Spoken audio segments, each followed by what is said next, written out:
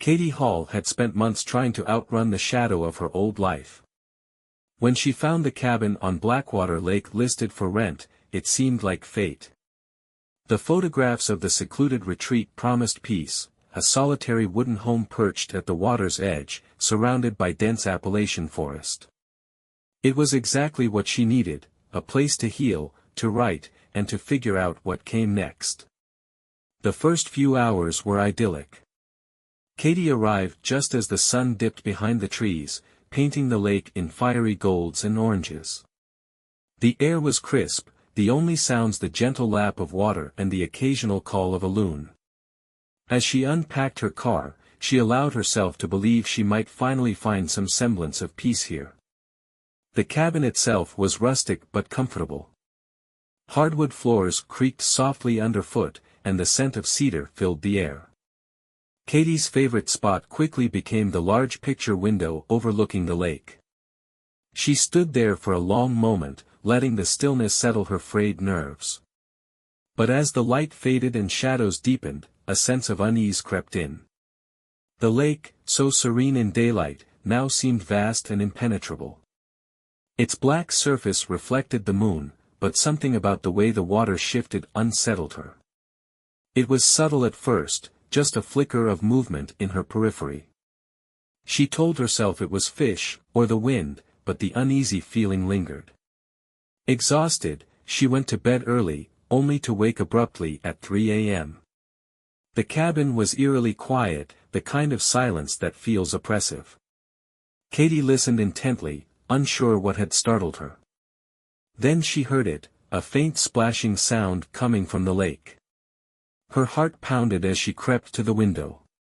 The lake's surface shimmered under the moonlight, but in the center, ripples spread outward in concentric circles. Something large had broken the surface, but she couldn't see what. Katie's rational mind fought to assert control. Probably just a beaver, she whispered to herself. But the ripples didn't stop. They grew, moving closer to the shore. She turned away, determined to ignore it, but sleep eluded her. Hours passed as she lay in bed, listening to the sound of the water. When morning finally came, she ventured outside. That's when she saw it, a dead bird on her porch. Its feathers were slick with water, its eyes dull and glassy. Katie crouched to examine it, but when she reached out, she recoiled. The bird was ice-cold, as though it had been frozen. The unease she'd felt the night before blossomed into dread. She tried to shake it off, telling herself it was just nature being cruel. But deep down, she couldn't ignore the feeling that something was watching her. Something from the lake. Katie spent her first full day at the cabin trying to shake off the strange events of the previous night. The bird, the ripples in the lake, they were just nature, she told herself. Still, the unease clung to her like a second skin. To distract herself, she decided to explore the nearby town of Blackwater. The town was small, with a main street of just a handful of shops and cafes. Katie wandered into the local diner, a cozy place with faded checkered tablecloths and the smell of fresh coffee hanging in the air. The waitress, an older woman with a kind smile, greeted her warmly.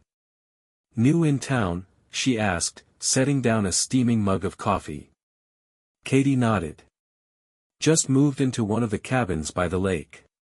The woman's smile faltered for a split second before she quickly recovered. "Well, welcome to Blackwater. Let me know if you need anything." Katie couldn't help but notice the sideways glances from two men sitting at the counter. They looked like fishermen, their faces weathered and tanned. One of them muttered something to the other, and both men shook their heads. "What's so interesting?" Katie asked, her curiosity outweighing her usual reserve. The older of the two men looked at her, his expression a mix of pity and warning. "You staying near Blackwater Lake, miss?" "That's right," Katie said, her tone defensive. "Best keep to yourself," he said gruffly. "Lake's not as friendly as it looks." "What's that supposed to mean?" "Just local superstition," the waitress interjected, shooting the man a look. Don't mind him. Folks around here like to tell ghost stories. But Katie wasn't satisfied. What kind of stories? The man sighed. People go missing sometimes. Always have. Might be the currents, might be something else. But the lake takes more than it gives, you hear? His words sent a shiver down her spine. She tried to laugh it off. Well, I'll make sure to stay out of the water. But the man didn't laugh. He simply nodded and turned back to his coffee. That evening, Katie couldn't stop thinking about the man's words. As the sun dipped below the horizon, she found herself drawn to the lake again. The water was still, the surface reflecting the twilight sky. She crouched at the edge, letting her fingers graze the surface. It was colder than she expected, almost unnaturally so. For a moment, she thought she saw something beneath the water, just a shadow, dark and shifting. The wind picked up, rustling the trees around her, and she pulled her hand back quickly. As she stood to leave, she heard it for the first time, a faint, mournful sound, like a woman's voice carried on the breeze. Katie froze, straining to hear more, but the sound was gone. The lake lay silent once again, its dark waters betraying nothing. She turned and hurried back to the cabin, her heart racing. As she locked the door behind her, she couldn't shake the feeling that something had been watching her. Something waiting, just beneath the surface. The next morning, Katie couldn't resist the pull of curiosity. The lake had planted a seed of intrigue, and fear, that she couldn't ignore. She decided to visit the Blackwater Historical Society, a small, unassuming building nestled on the edge of town. Inside, the air was heavy with the scent of old paper and polished wood. Rows of shelves held dusty books and faded photographs, and the faint hum of a dehumidifier buzzed in the background. Behind a cluttered desk sat Mr. Aldrich, the town's historian, a wiry man with sharp features and glasses perched on the edge of his nose. Looking for something specific, he asked, peering up at her. I just moved to one of the lake cabins, Katie began. I heard some stories about the area. Thought I'd learn more. At the mention of the lake, Aldrich's expression darkened. He closed the book he'd been reading and leaned forward. What kind of stories? Disappearances, she said carefully. People say the lake isn't safe. Aldrich sighed, his shoulders sagging. Blackwater Lake has always had a reputation. Even before the settlers arrived, the indigenous people avoided it. Called it cursed, a place where the spirit world and ours overlap. Katie's heart quickened. What happened to the settlers? He hesitated, then reached for an old leather-bound book. Opening it, he turned to a page with a faded map of the area. The first settlers built a small village near the lake in the 1700s. For a while, they thrived. But then, strange things began to happen. Livestock disappeared. People claimed to see figures in the water, pale and indistinct. Katie leaned in, captivated. And then? One night, the entire village vanished, Aldrich said. Every man, woman, and child. No signs of struggle, no explanation. Just, gone. A chill ran down Katie's spine. What about now? Do people still go missing? Aldrich closed the book with a snap. The lake doesn't take as often as it used to, but it still takes. Why hasn't anyone investigated? He gave her a sad smile. Because no one wants to know the answers. Some things are better left buried. Katie left the Historical Society with more questions than answers. She spent the rest of the day poring over books and articles about the lake, piecing together fragments of its dark history. Stories of fishermen pulled under by unseen forces, campers who vanished without a trace, and whispers of a woman who had drowned herself in despair centuries ago. By the time the sun began to set, Katie's unease had grown into full-blown dread. She couldn't stop thinking about what Aldrich had said, the lake doesn't take as often as it used to, but it still takes. That night, as she sat by the cabin's picture window, staring out at the moonlit water, she heard the sound again, the faint, sorrowful wail. This time, it was closer. Katie's breath caught in her throat as she moved to the door. Slowly, she opened it and stepped onto the porch. The sound grew louder, more distinct, a woman's voice, singing a mournful tune. Her feet carried her toward the lake, almost against her will. The air felt heavy, oppressive, and the cold seeped into her skin. She stopped at the edge of the water, peering into its black depths. For a moment, everything was silent. Then, something broke the surface, a pale hand, reaching up toward her. Katie stumbled back, her scream swallowed by the night. When she looked again, the hand was gone, and the lake was still. Shaking, she ran back to the cabin and bolted the door. She couldn't explain what she'd seen, but one thing was certain, the lake wanted her attention. Katie awoke with a start, the memory of the pale hand vivid in her mind. Her dreams had been fragmented, filled with haunting images of waterlogged faces and grasping hands. The morning sun spilled through the window, a stark contrast to the oppressive darkness of the night before. She hesitated before stepping outside. The lake shimmered in the daylight, deceptively tranquil, but Katie couldn't shake the sense of being watched. As she sipped her coffee on the porch, she noticed something odd, wet footprints leading up from the shore. Her heart skipped a beat. The footprints were small and bare, like those of a child. They stopped abruptly at the steps of her cabin, as if whoever made them had vanished into thin air. Katie scanned the shoreline but saw no one. Her rational mind struggled for an explanation. Perhaps a stray swimmer. But why would someone walk barefoot, dripping wet, and then disappear? Determined to keep herself busy, she decided to hike the trails surrounding the lake. The forest was dense and alive with the sounds of birds and rustling leaves, a stark contrast to the eerie stillness of the water. Katie felt herself relax for the first time since she'd arrived.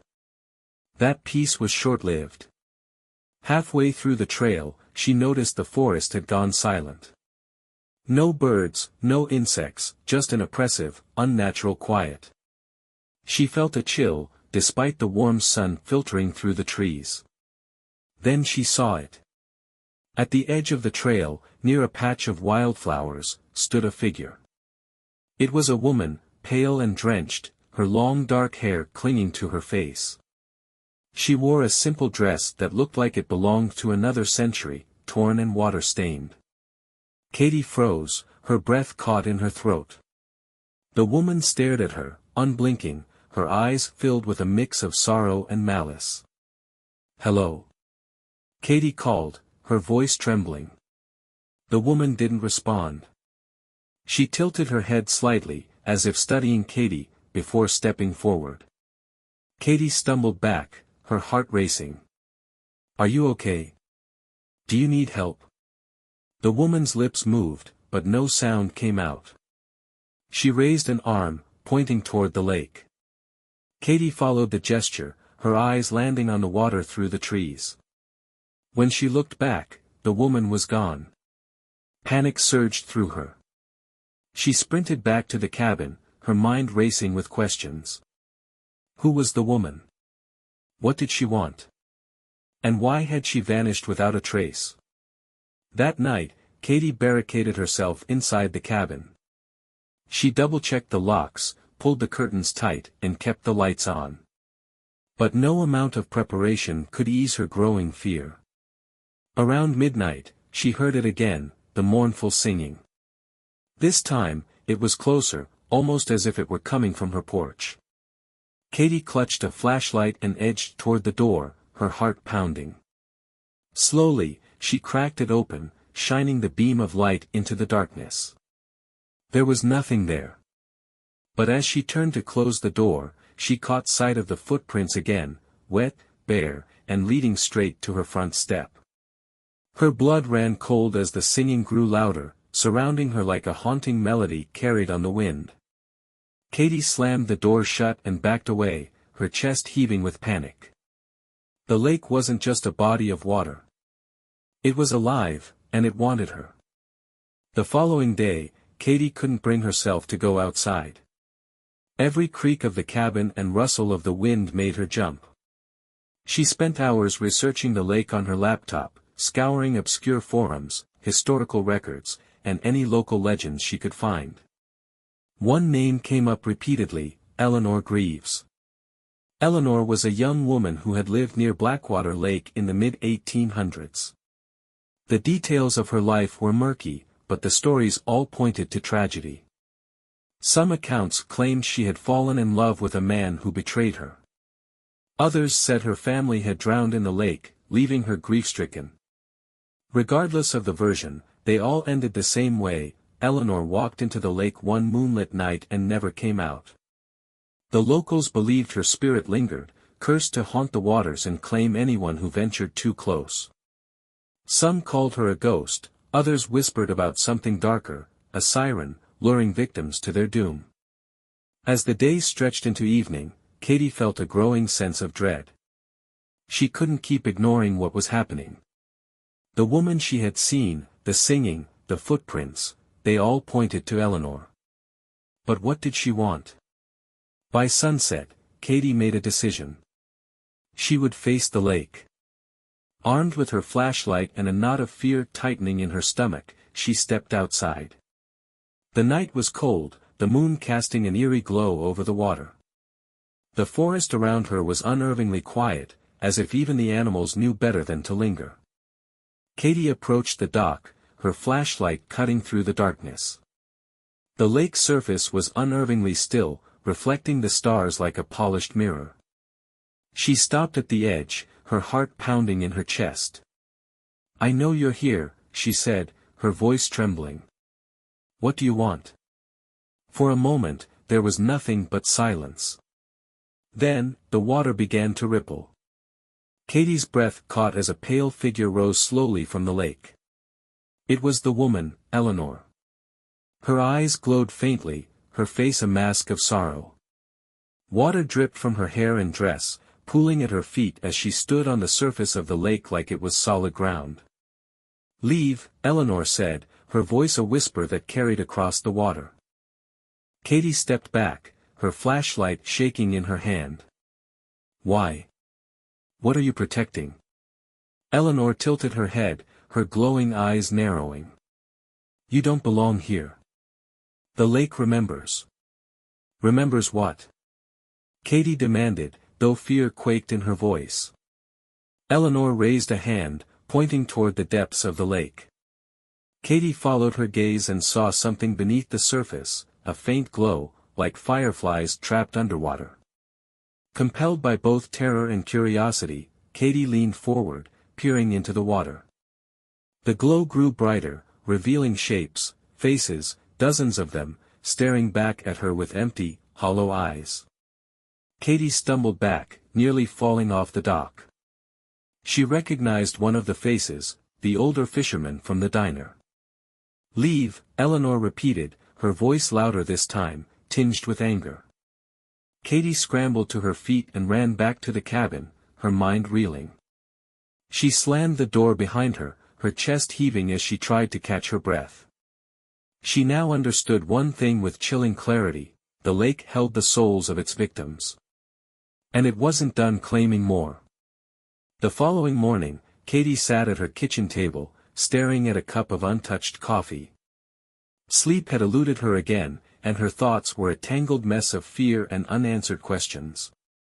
The faces in the water, the ghostly woman, everything pointed to a dark history that no one wanted to discuss. Determined to find answers, Katie returned to Blackwater's town square. She needed to know what the townsfolk were hiding, even if it meant pushing where she wasn't wanted. Her first stop was the diner. The waitress from before, Marla, greeted her with a wary smile. "Back again so soon?" Katie leaned on the counter, her voice low. "I need to know about the lake. The real stories. People know more than they're telling me." Marla hesitated, glancing around as if checking for eavesdroppers. Finally, she sighed and leaned in closer. You shouldn't dig too deep, honey. People here don't like to talk about the lake, and for good reason. Why not? What's everyone so afraid of? Katie pressed. Because the more you know, the more it notices you, Marla said, her voice barely above a whisper. I've seen it happen too many times. Folks get curious, and then they disappear. Katie's frustration boiled over. I don't have a choice. It's already noticed me. I've seen her, the woman in the lake. She's warning me, but I don't know why. Marla paled, her eyes wide. You saw Eleanor? Katie nodded. She told me to leave. But why is she haunting the lake? What does she want? Marla glanced toward the kitchen, where the cook was busy flipping pancakes, then back at Katie. You need to talk to old Sam. He's the only one left who really knows the stories. Where can I find him? Katie asked. Lives out by the edge of the woods. You'll see the mailbox with his name on it, Samuel Beckett. But be careful. He's not the friendliest. Katie thanked her and left, her resolve strengthening with every step. Sam's house was a weathered shack surrounded by overgrown weeds. The yard was littered with old tools and rusting cans, and the porch sagged under the weight of years. Katie hesitated before knocking. The door creaked open, revealing an old man with piercing blue eyes and a face etched with wrinkles. He looked her up and down, frowning. You're the one staying by the lake, he said gruffly. It wasn't a question. I need to know about Eleanor, Katie said, cutting straight to the point. I saw her. She's trying to warn me, but I don't understand why. Sam's eyes darkened, and he motioned for her to come inside. The interior of his home was cluttered but surprisingly tidy, with shelves lined with books and jars of herbs.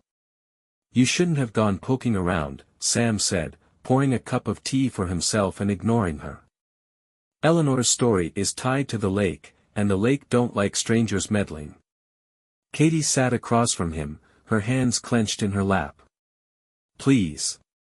I need to understand. Why is she there? Why does the lake take people? Sam sighed heavily, setting his cup down. The lake's always been unnatural. Before Eleanor, there were stories. About something old, something deep. The settlers disturbed it, and the lake started demanding sacrifices. Eleanor was just another victim, but she's different. She wasn't taken, she gave herself to the lake. Katie frowned. Why would she do that? To save someone she loved, Sam said, his voice tinged with bitterness. Her brother fell into the lake one winter. She begged for his life, and the lake offered her a deal. Take her instead. She agreed. But she's still there, Katie said. Why? Because the lake doesn't honor its deals. It never does, Sam replied. Eleanor's stuck, half in this world, half in the lake's grasp. And now it's noticed you. Katie felt a chill creep up her spine. What does it want from me? Sam's gaze hardened. It wants what it's always wanted. More souls. And Eleanor's just the bait. Katie left Sam's house with her mind racing. The lake was far more dangerous than she'd realized. It wasn't just haunted, it was alive, a malevolent force that lured people in with promises and lies. And now, it had set its sights on her. Katie returned to the cabin just as the sun began to set, casting long shadows over the water. Her conversation with Sam lingered in her mind like a warning siren she couldn't silence. The lake wasn't just dangerous, it was predatory, and she was its next target. She tried to distract herself by working on her novel, but the words wouldn't come. Her thoughts kept circling back to Eleanor, to the faces in the water, to the ripples that now seemed like a pulse, steady and alive. Around midnight, the cabin grew oppressively silent. Even the wind had stopped, leaving an unnatural stillness that pressed against her ears. And then, faintly at first, she heard it, the mournful singing. Katy froze, her hands trembling. The melody was clearer now, its notes winding through the trees and seeping into her bones. It wasn't just sad, it was hypnotic. Despite the fear clawing at her chest, she found herself rising from her chair. Her feet moved on their own, carrying her to the door. She opened it slowly, the cold night air prickling her skin. The singing grew louder, calling her to the lake. Katy stepped onto the porch, her gaze fixed on the water. It shimmered under the moonlight, eerily calm, but the ripples started again as she approached. The surface seemed to shift, distorting the reflection of the moon into something unrecognizable. "Eleanor?" Katy whispered, her voice shaking. The singing stopped abruptly, leaving an eerie silence in its wake. Then, from the center of the lake, Eleanor's pale figure rose again, water cascading from her hair and dress. Katy's breath caught in her throat as Eleanor slowly walked across the surface of the water, her glowing eyes fixed on Katy.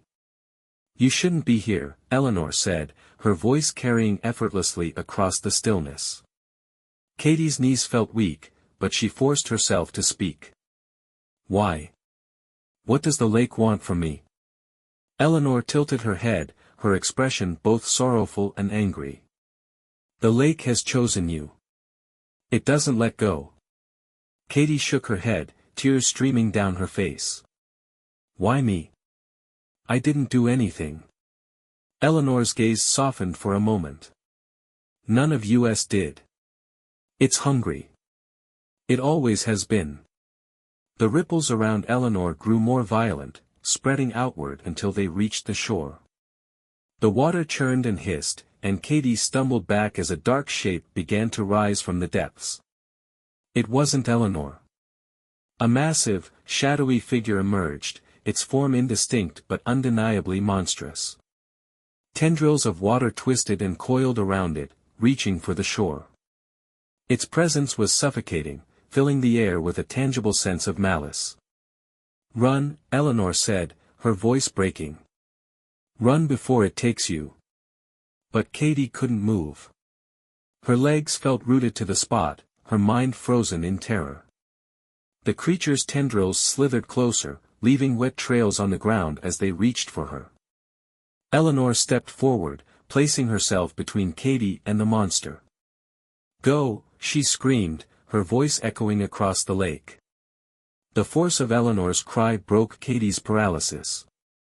She turned and bolted toward the cabin, the sound of thrashing water and Eleanor's desperate shouts ringing in her ears. Katy slammed the door shut and pressed her back against it, her chest heaving. The cabin shook as something massive slammed against it, rattling the windows. And then, just as suddenly as it had begun, the noise stopped. Katy sat on the floor, trembling, as the silence settled once more. She glanced toward the window, expecting to see Eleanor or the creature outside. But the lake was calm again, its surface undisturbed.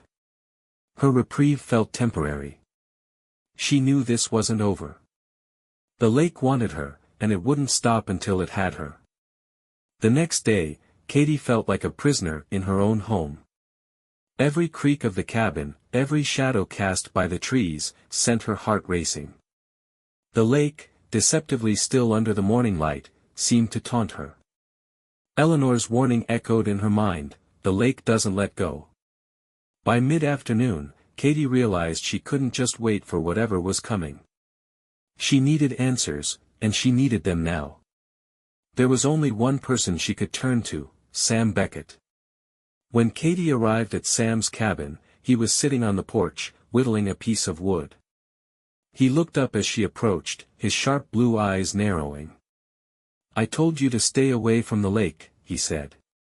"I can't," Katy replied, her voice trembling. "It won't let me. I saw it last night, Sam. The thing in the water. Eleanor tried to protect me, but it's getting stronger." I need to know what to do. Sam sighed, setting his carving aside. You don't fight the lake. You survive it. What does that mean? Katie demanded. How do I survive? Sam hesitated, then gestured for her to sit. The lake's a predator. It doesn't take at random. It picks people, draws them in. And once it has its eye on you, there's only one way out. Katie leaned forward, desperate. What way? You bargain with it, Sam said. His voice was low, but the words hit Katie like a hammer. A bargain? With that thing? Sam nodded grimly. It doesn't always work. But some have managed to strike a deal. The lake wants souls, but it doesn't care whose.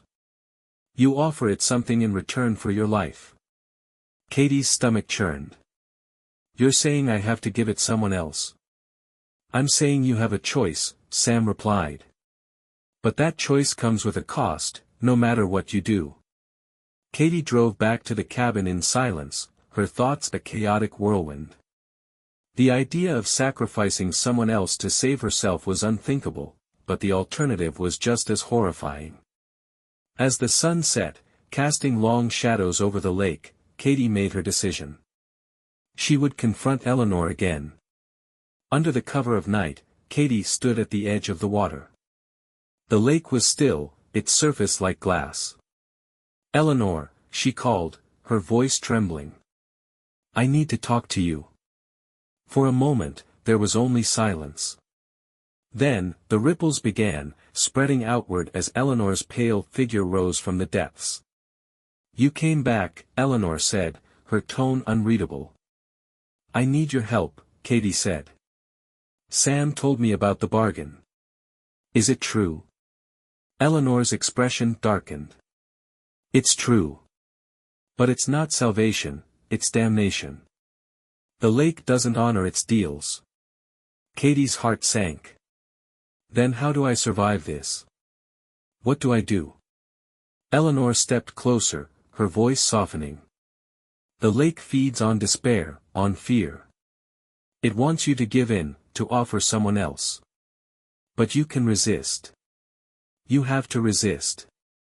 Katie shook her head. But how? I can't fight it. I can't escape it. You can endure, Eleanor said, her glowing eyes meeting Katie's. But it will test you. It will push you to the edge. You have to hold on, no matter what. The lake began to ripple more violently, as if in protest. The water churned, and Katie felt a cold wave crash over her feet, pulling her forward. Go! Eleanor shouted. Before it's too late. Katie stumbled back, the force of the water nearly dragging her into the lake. She turned and ran, her heart pounding as the sounds of splashing and Eleanor's cries echoed behind her. When she reached the cabin, she slammed the door shut and fell to the floor, her chest heaving. Eleanor's words echoed in her mind, you have to hold on, no matter what. But Katie wasn't sure how much longer she could endure. The lake was relentless, and she was running out of time. The following night, Katie's exhaustion caught up with her. Days of fear and sleeplessness had taken their toll, and she drifted into an uneasy sleep as rain pattered softly against the cabin roof. Her dreams were vivid and oppressive, filled with swirling water and shadowy figures. She was standing on the edge of the dock, the lake stretched before her like a dark, endless void. A voice whispered in her ear, soft and sinister. You belong to me now. Katie jolted awake, drenched in sweat. The rain had stopped, and the cabin was eerily silent. She glanced at the clock, 3:15 a.m. The same time she'd woken up on her first night here. The oppressive silence was broken by a loud thud. Katie froze, her heart hammering. The sound came again, this time from the roof. She grabbed a flashlight and crept toward the door, her hands shaking. As she stepped onto the porch, the beam of her flashlight sliced through the darkness. The lake glistened under the faint moonlight, calm and deceptive. Then she saw them, handprints. Wet, pale handprints smeared across the windows and walls of the cabin. Katie's breath caught in her throat as the handprints began to move. They trailed across the glass as though invisible hands were dragging themselves along the surface, their progress slow and deliberate. Suddenly, a loud bang came from behind her. She whipped around, the flashlight shaking in her grasp, but there was nothing there. Her fear spiked when she heard the singing again, faint and mournful, echoing through the forest. This time, it wasn't coming from the lake. It was closer, weaving through the trees like a phantom. Katie backed into the cabin and locked the door, her chest heaving. The singing grew louder, pressing against the walls of the cabin like a physical force. And then it stopped. The silence was deafening. Katie waited, the flashlight aimed at the door, her hands trembling. Minutes passed, stretching into what felt like hours. Just as she began to lower the flashlight, a single knock echoed from the door. Knock. Knock. Katie screamed, stumbling backward. The door rattled, the knocks growing louder and more frantic. Bang. Bang. Bang. Leave me alone. Katie shouted, tears streaming down her face. The knocking stopped. Katie listened, her breath hitching in her throat. Then, a voice whispered from the other side of the door. Let me in. It was Eleanor's voice. Katie hesitated, torn between fear and desperation. Eleanor. Please, the voice said. I can help you. Katie's hand hovered over the lock, doubt clawing at her. What if it wasn't Eleanor? What if it was the lake, trying to lure her into a trap? Before she could decide, the voice changed. It deepened, twisting into something inhuman. Let me in, Katie. Katie stumbled back, the voice reverberating through the cabin. The windows began to shake, the handprints on the glass growing larger and more distorted. A guttural roar erupted from outside, shaking the entire cabin. Katie screamed, covering her ears as the sound grew deafening. Then, just as suddenly as it had begun, it stopped. The cabin fell silent once more. Katie didn't sleep for the rest of the night. She sat huddled in a corner, clutching the flashlight, her mind racing. The lake wasn't just trying to take her, it was breaking her. And she wasn't sure how much longer she could resist. The next morning, the cabin felt suffocating. The air was heavy, the stillness oppressive. Katie hadn't slept, her nerves frayed to the point of breaking. Every sound, every shadow felt like a threat. She couldn't stay inside any longer. The cabin, once her refuge, had become a prison. Grabbing her jacket, she stepped outside, hoping that the daylight would offer some sense of normalcy. But the lake was waiting. The water looked impossibly calm, its surface reflecting the gray sky above. Yet Katie could feel its pull, an invisible thread tugging at her chest. She tried to ignore it, walking along the shoreline instead of toward the dock. As she moved, she noticed something strange. The ground beneath her feet felt softer, wetter, even though it hadn't rained since the night before.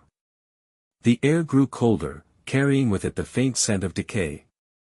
Katie stopped when she saw the first piece of debris, a shoe, caked in mud, lying half buried in the sand. A few feet away, a rusted lantern sat tilted at an odd angle. Her stomach churned as she spotted more. A child's toy, an old book with its pages waterlogged and torn, a fishing rod snapped in two. It was as though the lake had vomited up the belongings of its victims. Katie knelt to examine the book.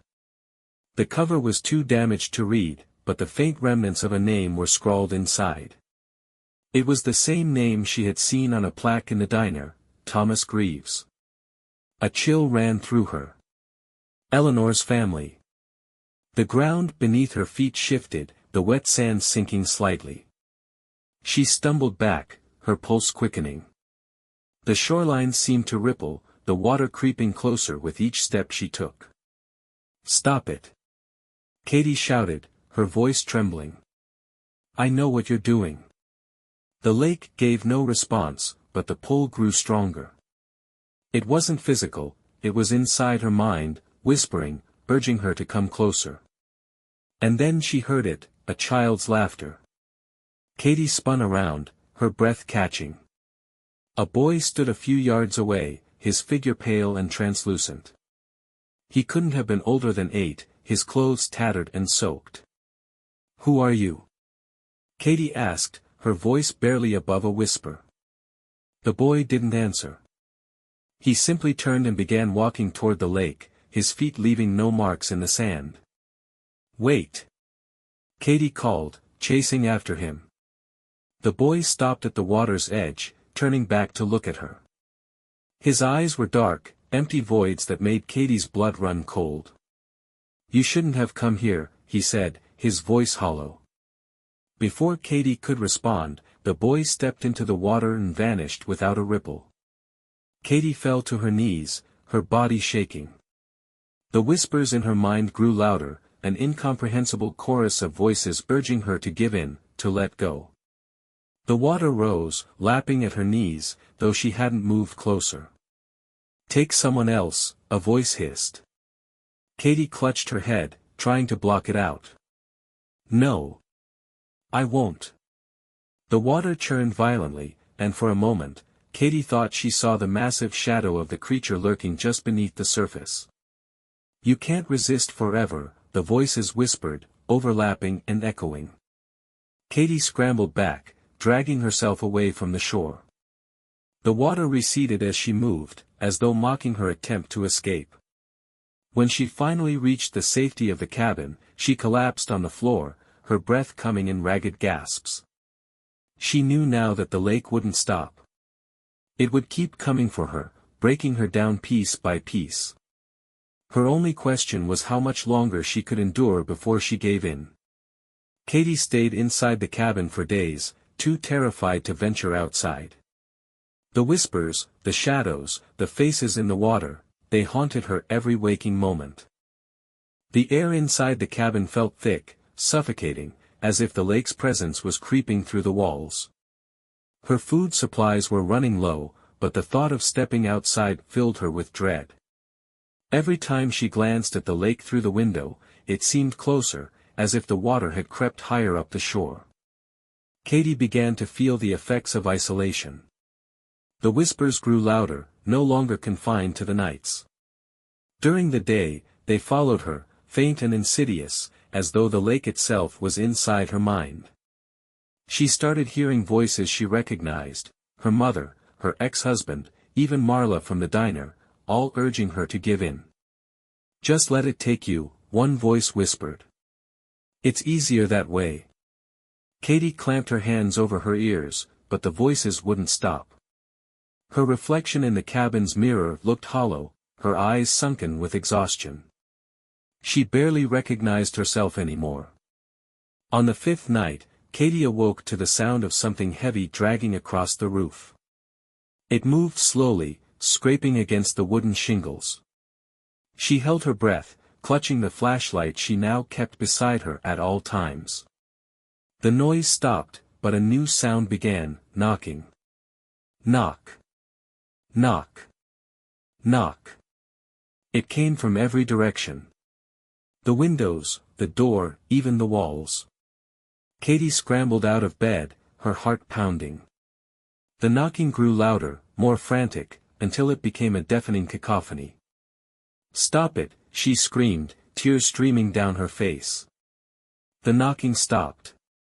Silence enveloped the cabin, so complete that Katy's own ragged breaths felt like a violation. She collapsed onto the floor, her body trembling. And then she heard it. A soft, rhythmic tapping, coming from the window behind her. Katy turned slowly, dread pooling in her stomach. Through the fogged glass, she saw a figure standing outside, its pale hand pressed against the pane. It was Eleanor. Her face was gaunt, her glowing eyes filled with anguish. She mouthed something, her words lost to the barrier of the glass. Katy hesitated before rising to her feet. Against every instinct screaming at her to stay away, she approached the window. "What do you want from me?" Katy whispered, her voice cracking. Eleanor's expression shifted, her sorrow deepening. She mouthed a single word, "Run." Katy's blood turned to ice. She stumbled back as the window began to crack, thin lines spreading across the glass like a spiderweb. A low growl rumbled through the air, shaking the cabin. The cracks widened, and the glass shattered, sending shards flying into the room. Katy screamed, shielding her face. When she looked up, Eleanor was gone, but the lake's water was pouring through the broken window, flooding the cabin. Katy scrambled to her feet as the water surged around her, rising rapidly. She grabbed her flashlight and bolted for the door, her feet splashing through the icy torrent. When she stepped outside, she froze. The lake was no longer confined to its shores. The water had consumed the land, stretching out in every direction. The forest was gone, replaced by an endless expanse of rippling black water. And in the distance, rising from the center of the lake, was the creature. Its massive, shadowy form loomed over the horizon, tendrils of darkness writhing like living things. Its glowing eyes pierced the darkness, fixing on Katy with a hunger that made her knees buckle. The voices returned, louder and more insistent. "Give in. Let it take you. It's the only way." Katy clutched her head, screaming against the cacophony. "No. You can't have me." The creature began to move, its tendrils reaching across the water like the arms of a great leviathan.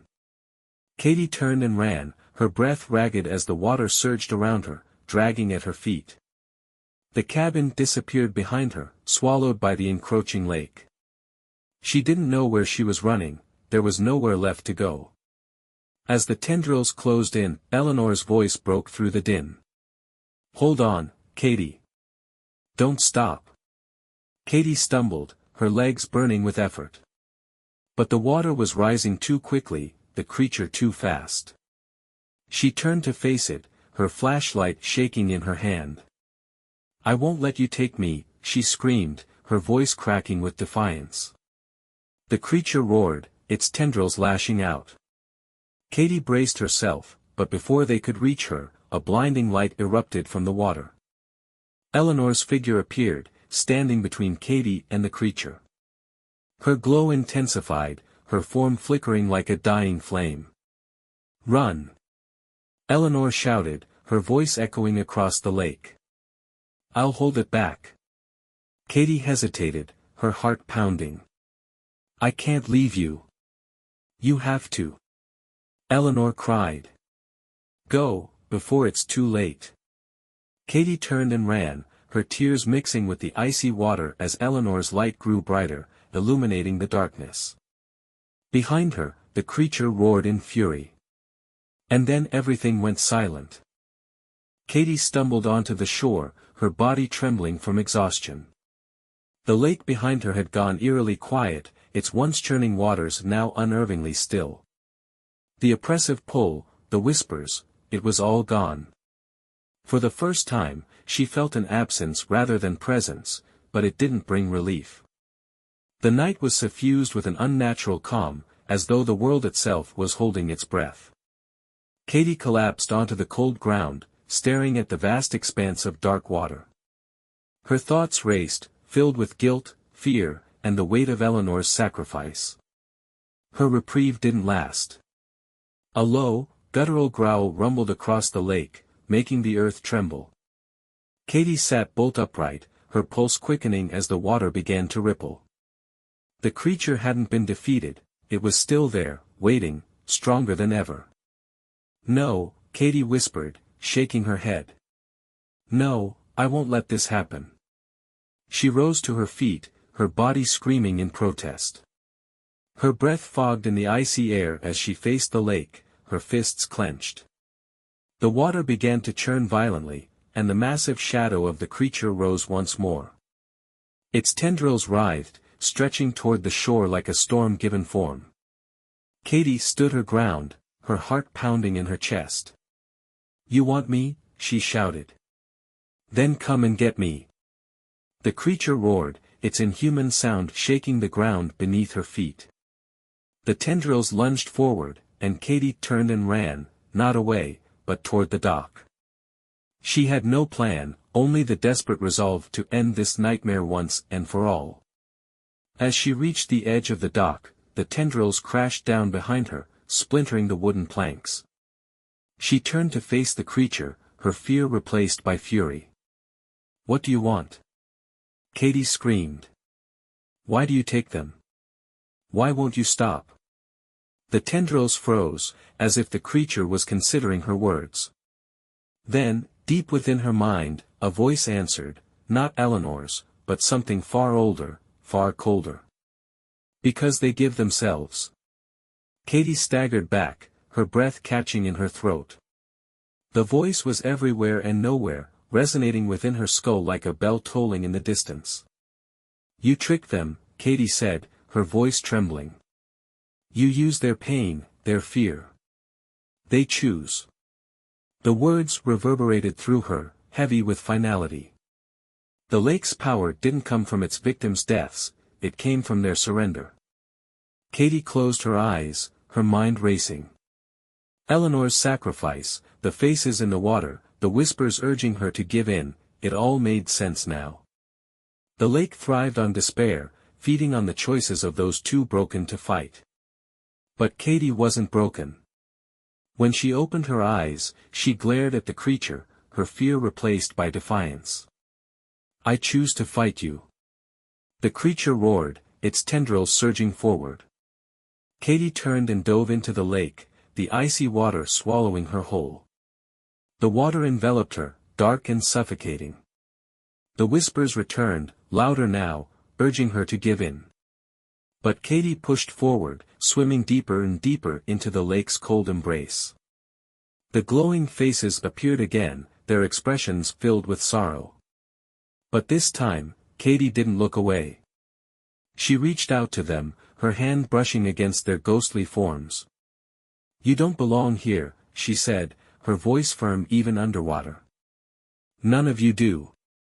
The faces began to fade, their light dimming as if retreating from her words.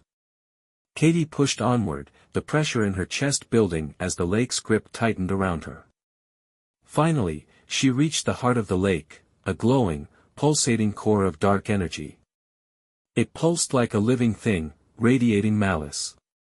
Katy hesitated for only a moment before she reached out, placing her hands on the core. Pain shot through her body as the lake's power surged into her.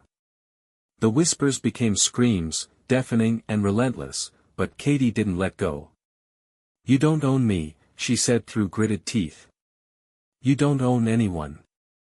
The core began to crack, fissures of light spreading across its surface. The creature roared, its tendrils thrashing wildly, but it couldn't stop her. Katy poured every ounce of her will into the core, her body burning with the effort. With a final scream, the core shattered.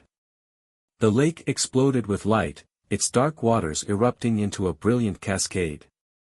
Katy was thrown backward, the force of the blast propelling her to the surface. When she opened her eyes, she was lying on the shore. The lake was calm, its water no longer black but clear and shimmering under the moonlight. The oppressive pull was gone, replaced by an eerie stillness. Katy sat up, her body aching but alive. She looked out at the lake, her breath hitching as she saw Eleanor standing on the water. Eleanor smiled, her form more solid than before. "You did it." Katy shook her head, tears streaming down her face. "It's over." "For now," Eleanor said. "The lake will heal, but it'll take time. You've given it that chance." Eleanor began to fade, her figure dissolving into the moonlight. "Wait." Katy called. "What about you?" Eleanor's voice was soft, a whisper carried on the breeze. "I'm free." Epilogue, a quiet morning. Weeks later, Katy stood on the dock, staring out at the lake. It was beautiful now, reflecting the blue sky above. She still felt its presence, but it was no longer malevolent. The faces were gone, the whispers silenced. Katy smiled, her heart lighter than it had been in weeks. She had survived, and for the first time in a long time, she felt whole. The lake was no longer a predator, it was just water. And for Katy, that was enough.